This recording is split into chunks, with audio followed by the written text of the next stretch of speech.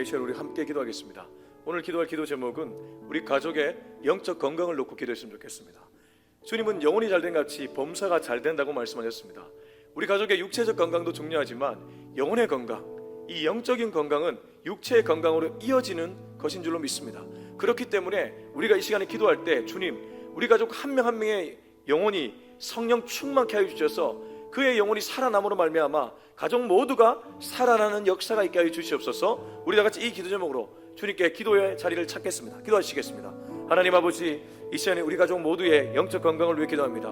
한 명 한 명이 성령으로 뜨거워지게 하시고 성령 충만케 하여 주시옵소서. 하나님, 사단 마귀에게 속지 않기를 원하고 지지 않기를 원합니다. 오직 주님을 바라보며 주님이 내 삶에 어떻게 역사하시는지를 눈여겨볼 수 있는 그러한 기회와 그러한 눈을 허락하여 주시옵소서. 우리 모두가 그렇게 뜨거워지어 아버지 하나님, 어떤 말을 해도 상처 주는 말이 아니라, 찌르는 말이 아니라 세워주는 말, 살리는 말을 할 수 있도록 도와주시고 영혼의 건강이 육의 건강까지 이어지는 그러한 놀라운 은혜가 있게 하여 주시옵소서. 나 역시 마찬가지입니다. 주님, 내 한 명이 성령 충만할 때 그 성령 충만함의 은혜가 우리 가족에게 흘러갈 줄로 믿사오니 나를 성령으로 붙잡아 주시옵소서. 하나님 아버지, 오늘도 주님 앞에 기도로 부르짖게 하심에 감사합니다. 오늘도 말씀 나누기 전에 먼저 주님을 찾습니다. 주님, 우리 영이 건강할 수 있길 원합니다. 성령 하나님, 나를 강하게 붙잡아 주시고 성령님의 이끄심에 따라 순종하며 살아가는 우리 모두가 되게 하여 주옵소서. 이 모든 말씀 예수 그리스도의 이름으로 기도합니다. 아멘. 네, 하나님 말씀은 잠언 1장 20절에서 마지막 절인 33절까지입니다. 잠언 1장 20절에서 33절까지 말씀인데 읽기는 29절에서 33절을 읽고 말씀을 전체를 나누겠습니다. 잠언 1장 20절에서 33절까지인데 읽기는 29절에서 33절을 읽고 말씀은 전체를 나누겠습니다. 29절 시작. 대저 너희가 지식을 미워하며 여호와 경외하기를 즐거워하지 아니하며 나의 교훈을 받지 아니하고 나의 모든 책망을 업신여겼음이니라. 그러므로 자기 행위에 열매를 먹으며 자기 꾀에 배부르리라. 어리석은 자의 태보는 자기를 죽이며 미련한 자의 안일은 자기를 멸망시키려니와 오직 내 말을 듣는 자는 평안히 살며 재앙에 두려움이 없이 안전하리라. 아멘. 잠언은 지혜라는 이 독특한 여인을 소환해서 우리들에게 메시지를 보냅니다. 솔로몬이 지은 것으로 알려진 잠언은 이른바 지혜의 모음집인데 이 지혜를 의인화시켜서 지혜의 여인, 우매한 여인, 이 둘을 비교해 가면서 우리가 어떤 쪽의 인생을 걸어가야 될지를 촉구하고 있다는 것이죠. 좀 더 쉽게 말하면 지혜는 하나님이고 우매는 사단마귀입니다.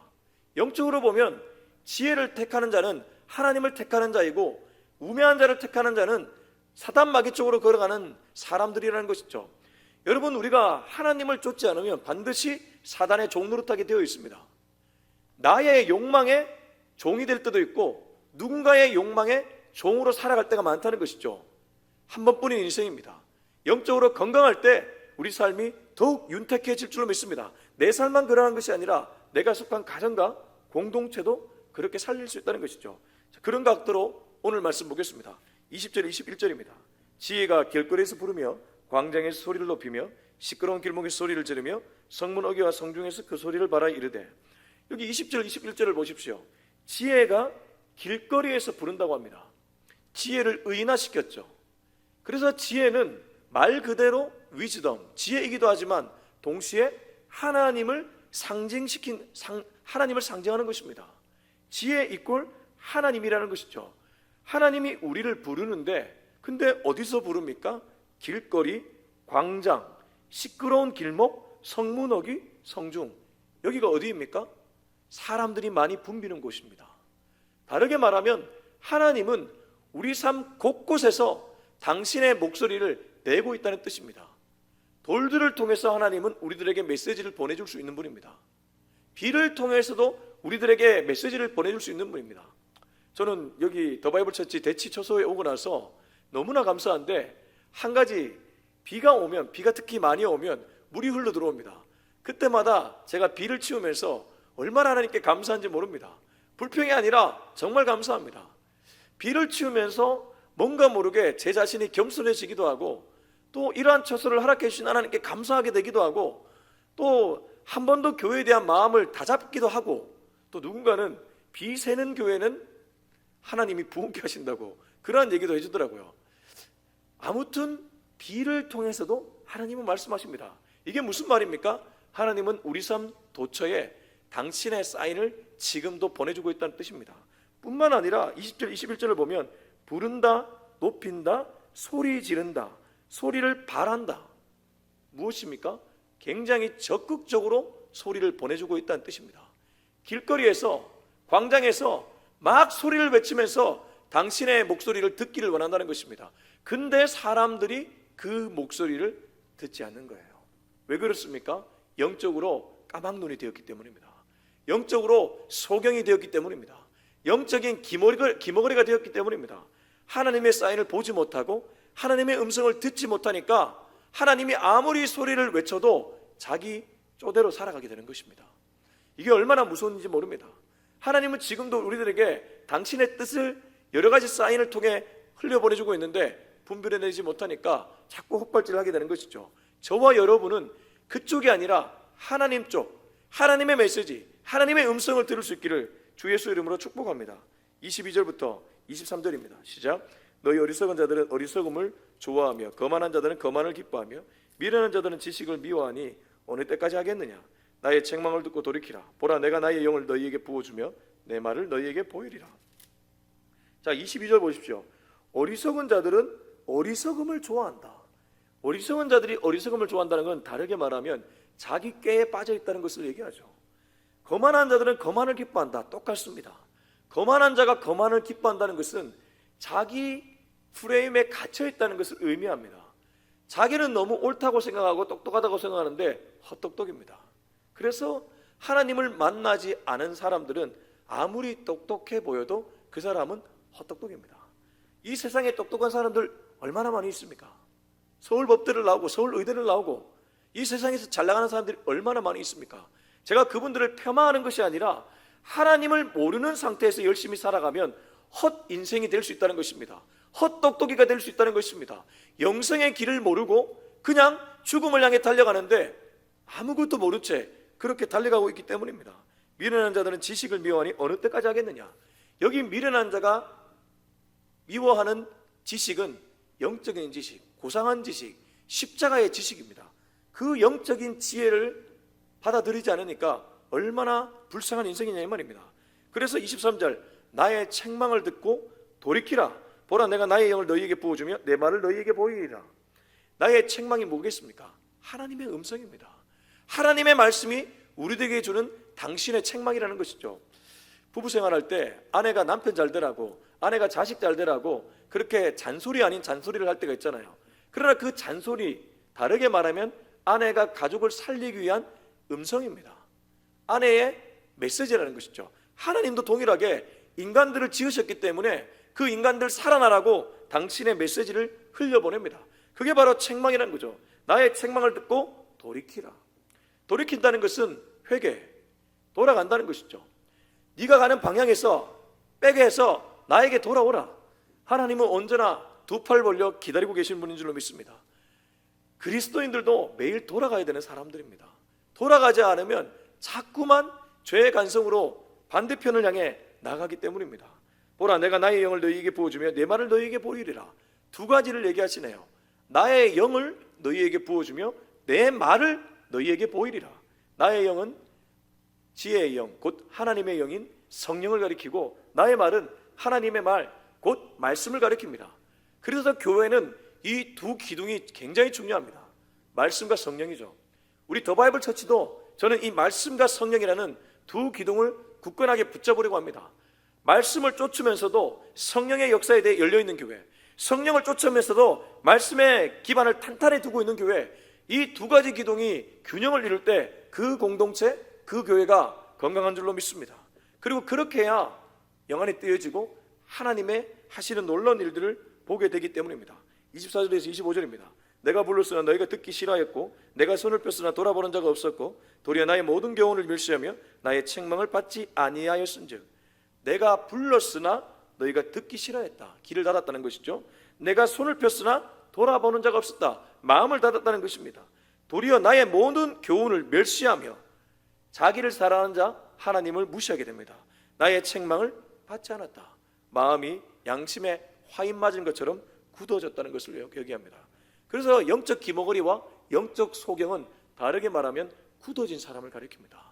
제가 늘 얘기하지만 영적으로 성숙한 사람들은 나이 많고 적음을 떠나서 영적으로 굉장히 유연합니다. 강단에서 떨어지는 말씀을 잘 받아들이는 부드러운 밭입니다. 사람이 부드러운 것이 아니라 마음밭이 부드럽다는 것이죠. 영적으로 말랑말랑하기 때문입니다. 근데 굳어있는 사람들이 있습니다. 교회는 오래 다녔는데 마음밭이 굳어있는 사람들이 있습니다. 아무리 얘기해도 그 얘기보다 자기 생각이 더 강합니다. 다 튕겨나갑니다. 은혜 받지 못합니다. 그러니까 판단과 정죄의 입술이 되고 맙니다. 이런 사람들 가끔 교회 생활하다 볼 때 있지 않습니까? 저와 여러분은 그 길을 걸어가지 않기를 주의 이름으로 축복합니다. 바율서, 여러분 기억하십시오. 바리새인, 율법학자, 서기관의 길을 걸어가서는 안 될 것입니다. 주님은 그런 사람들에게 강도의 구렬로 만들었다고 책망하셨습니다. 내 집은 만민이 기도하는 집이라고 했습니다. 기도하는 사람들 어떻습니까? 정말 성숙한 기도를 올려드린 사람들은 마음밭이 촉촉한 사람들입니다. 부드러운 마음밭입니다. 기도하며 와라라라라 쏟아내기만 하는 것이 아니라 쏟아내면서 하나님의 음성을 듣는 사람들인 줄로 믿습니다. 25절에서 26절에서 28절입니다. 너희가 재앙을 만날 때 내가 웃을 것이며 너희에게 두려움이 임할 때 내가 비웃으리라. 너희의 두려움이 강풍같이 임하겠고 너희의 재앙이 폭풍같이 이르겠고 너희에게 근심과 슬픔이 임하리니 그때 너희가 나를 부르리라. 그래도 내가 대답하지 아니하겠고 부지런히 나를 찾으리라. 그래도 나를 만나지 못하리니. 하필이면 재앙을 만난 이후에나 눈을 뜨게 돼서 그때야 하나님을 찾게 된다고 합니다. 그러나 그때는 하나님은 이미 문을 닫은 상태입니다. 신랑과 신부 비유 있지 않습니까? 열처녀 비유 아시죠? 열처녀 비유.